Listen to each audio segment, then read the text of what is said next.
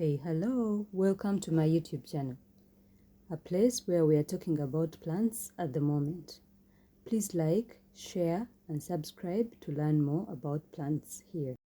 Now, today we are going to talk about dead storage. Since we've gone through the process of drying and cleaning up and all that other stages of harvesting. So we need to keep them well so that they can take us through a long time before we harvest the next batch, which is like next year. In order to do that, we need to make ways of keeping them well when they are not spoiled, when they don't have mold or insects, other insects that eat them, so that they can sustain us throughout the whole year. So there are very many ways to skin this rat. You'll find very many people storing them differently. Only I will be sharing the methods that we are using this year, because I didn't record prior videos the years before. Otherwise, there are many methods and different homes store them differently. Also, factories process and pack them differently after this stage, because now they're at a stage where you can keep them and continue to use them in the home as you may please. So I'll be explaining the methods as they come in.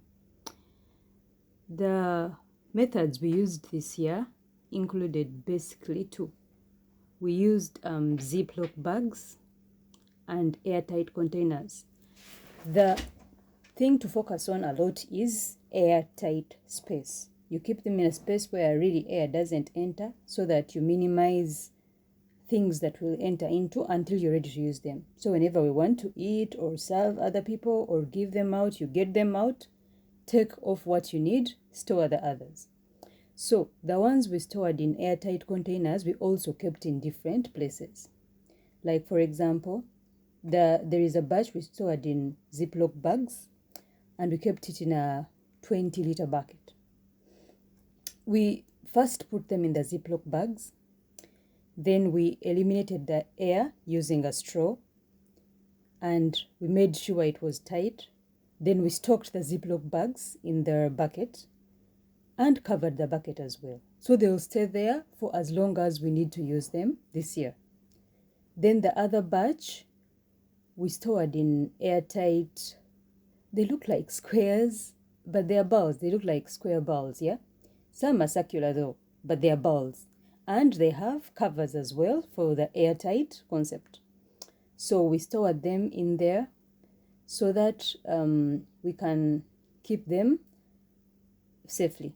Now this batch, however, we put it in a fridge. Yeah, it looks like it's in the freezer section, but we turned off the very strong coldness. It's just freezing. It's just the fridge coldness, not freezer coldness, yeah? So we put them in a cold storage. A storage cold enough to keep them good enough. So what we did is we first got the dates like we saw them at the beginning of the video. Then we pack them tightly. We try to pack them in as leaving minimum air as possible. Tightly pack them into the bowl.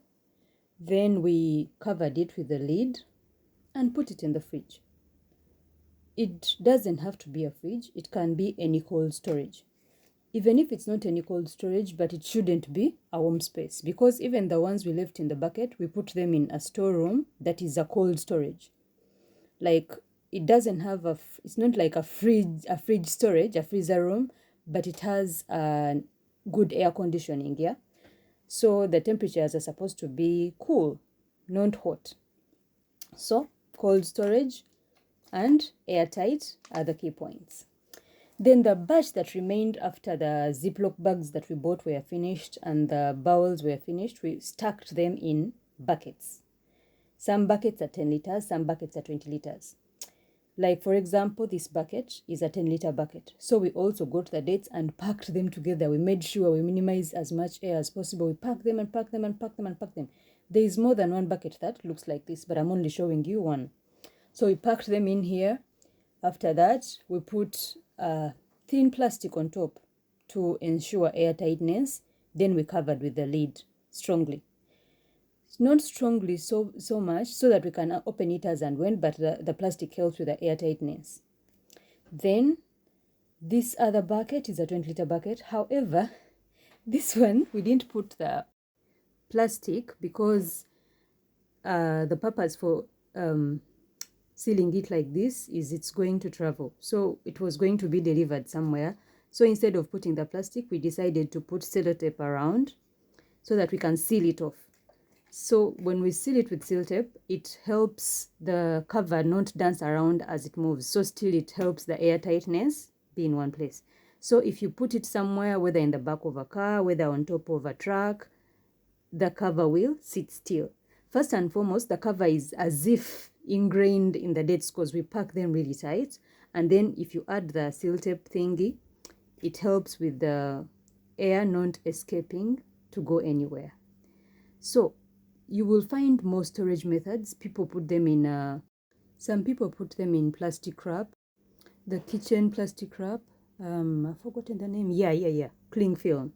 Some people put them in cling film and try to minimize the air in the middle of the dates as much as possible. Now, this is the place where there will be people who want them squashed. The more they squeeze them together, the more they get squashed. So, some people put them in cling film. Some people put them in aluminium foil. Some people, so the storage methods will be different and they are versatile depending on what is available to you. That said, thank you very much for watching today's video. Have a good day. Bye.